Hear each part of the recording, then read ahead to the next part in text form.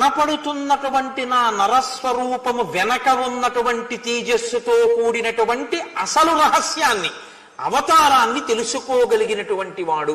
ఒక నరుడిగా మాట్లాడినప్పుడు నా తేజస్సు సక్రమముగా అర్థమై దాన్ని స్తుతించగలిగిన వాడు, దీనిని పూజించడం తెలుసున్నవాడు. అందుకని భూమి మీద పడి ప్రణిపాతం చేశాడు ఆయన.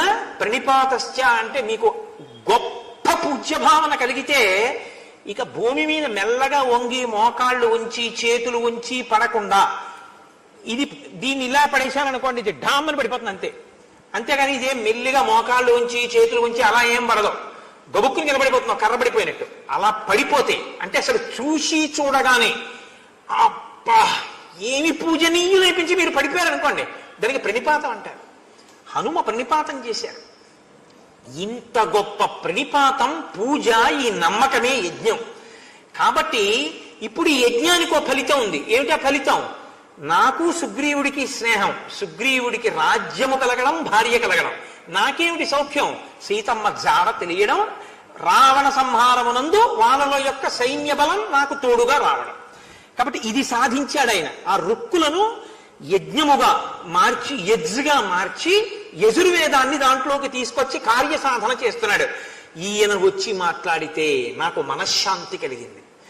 ఈయన యథార్థమును ప్రతిపాదిస్తున్నాడు. నేను సుగ్రీవుడితో స్నేహం చెయ్యాలని వెతుకుతున్నాను, సుగ్రీవుడితో స్నేహం చేసుకోండి తనే వచ్చాడు సుగ్రీవ సచివుడు. కాబట్టి నా మనసుకి సౌఖ్యము శాంతికి కారకమయ్యాడు. కాబట్టి లక్ష్మణ, ఋగ్వేదము యజుర్వేదము సామవేదము ఈయన మాటల్లో ఉన్నాయి. ఇది లేనివాడు ఇలా మాటలు తీసుకొచ్చి వేద ప్రయోజనాన్ని మాటలోకి తేలేడు. వేదములు బాగా తెలుసున్నవాడు కాబట్టి వేదము యొక్క ప్రయోజనాన్ని తన మాటలలోకి తెచ్చి వేదముల యొక్క స్వరూపంగా శ్లోకాల్ని నా దగ్గర చెప్పగలిగినటువంటి ప్రజ్ఞతో భాషించాడు. ఈయన వ్యాకరణం బాగా తెలుసున్నవాడు. న్యూన వ్యాకరణం కృత్సం అనేన బహుధాశ్రితం బహు వ్యాహరతానేన నకించిదపి శబ్దితం.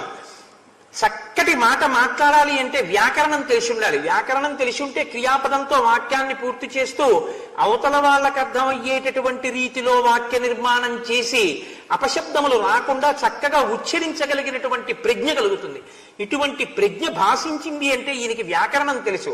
అనయా చిత్రయా వాచ త్రిస్థాన వ్యంజనస్థయా కస్య నారాజ్యతే చిత్తం ఉద్యతాసే హరేరపి.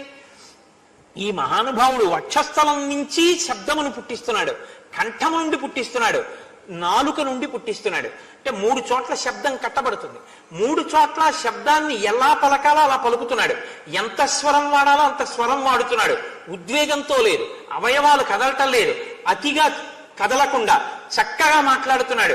ఇన్ని తెలిసుండి మాట్లాడుతున్నాడంటే ఇలా మాట్లాడగలిగినటువంటి వాడెవడున్నాడో అటువంటి వాడు మంత్రిగా కలిగినటువంటి ప్రభువు ఏ కార్యాన్నైనా సాధించగలడు. ఇలా మాట్లాడేవాడు ఉంటే కత్తి ఎత్తినవాడు కూడా కత్తి దించేస్తాడు. అంత బాగా మాట్లాడాడు కదయా అని. ఏవం విధో యస్య దూతో నభవేత్ పార్థివస్యతు సిద్ధ్యంతి కథం తస్య కార్యాణం గతయో నఘ. ఇటువంటి మహానుభావుడు సచివుడుగా ఉన్నటువంటి వారి కార్యం తప్పకుండా నెరవేరుతుంది. మనం ఇవాళ ఈ హనుమతోటి సమాగమం, ఈ హనుమని మనం కలుసుకోవడం మన అదృష్ట హేతువు అని రామచంద్రమూర్తి సంతోషించారు. హనుమ రాముని ప్రశ్న వేశారప్పుడు, ఎక్కడి నుంచి వచ్చారు మీరు అని. కిమర్థం తం వనం ఘోరం పంపకానన మండితం ఆగత సానుజో దుర్గం నానావ్యాళం మృగాయుతం. ఈ పాములతో మృగములతో నిండిపోయినటువంటి ఈ వనంలోకి రామా మీరు ఎందుకు వచ్చారు, నాకు చెప్పవలసింది అని అడిగారు. అప్పుడు రాముడి చేత ప్రేరితుడైనటువంటి లక్ష్మణుడు సమాధానం చెప్తున్నాడు. రాజా దశరథో నామ ద్యుతిమాం ధర్మవత్సల చాతుర్వర్ణ్యం స్వధర్మేణ నిత్యమే లభ్యపాలయత్. ఒకానొకప్పుడు మహానుభావుడు దశరథ మహారాజు గారు కోసల రాజ్యాన్ని పరిపాలించాడు. చాతుర్వర్ణములు కూడా తృప్తిగా ఉండేటట్టుగా చక్కటి పరిపాలన అందించినవాడు. నద్వేష్ట విద్యతే తస్య నచ సద్వేష్టి కంచన సచ సర్వేషు భూతేషు పితామహ ఇవాపర అగ్నిష్టోమాదిభిర్యజ్ఞై ఇష్టవాన్ అప్తదక్షిణై. ఆయన ఎవరిని ద్వేషించలేదు, ఆయన్నెవరూ ద్వేషించలేదు. అలా పరిపాలించాడు దశరథ మహారాజు. ఎంతమందికో భూరి దక్షిణలు ఇచ్చాడు, ఎన్నో యజ్ఞయాగాది క్రతువులు చేశాడు. తస్యాయం పూర్వజ పుత్రో రామో నామ జనైశ్రుత శరణ్య సర్వభూతానాం పితుర్ నిర్దేశ పారక. ఆయన జ్యేష్ఠపుత్రుడు రాముడు.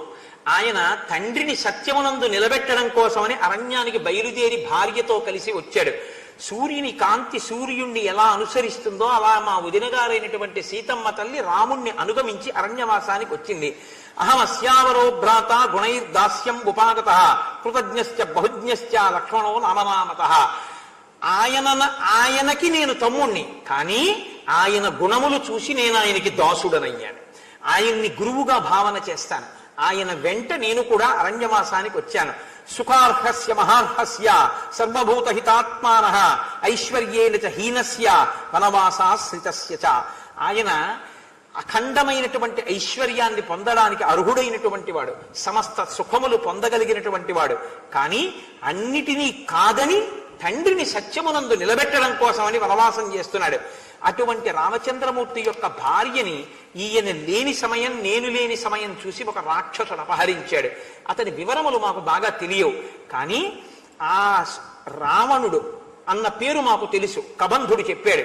కాబట్టి ఆ రావణుని యొక్క జాడ కనిపెట్టి సీతమ్మ తల్లిని మళ్ళీ మేము పొందడం కోసమని ప్రయత్నం చేస్తున్నాం.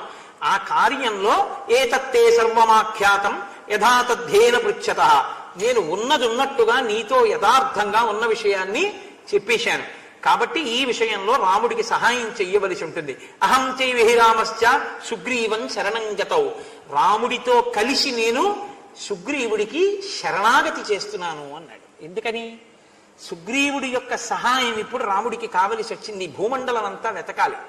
అందుకని సుగ్రీవుడికి శరణాగతి చేస్తున్నాం. ఎక్కడ రామచంద్రమూర్తి, ఎక్కడ లక్ష్మణుడు? ఈ మాట అన్నప్పుడు లక్ష్మణుడి యొక్క హృదయం కదిలిపోయింది. సమస్త భూమండలాన్ని శాసించగలిగిన వాడు, మొన్న మీరు చూశారు, లయం చేసేయగలడు. అటువంటి వాడు ధర్మాన్ని పాటిస్తున్నాడు. కబంధుడు చెప్పాడని స్నేహం కోసం వచ్చాడు. అటువంటి అన్నగారు సుగ్రీవుడికి శరణాగతి చేయడమా అని పరిస్థితి అటువంటిది. కాలోహి దురతిక్రమ. ఎవ్వరికి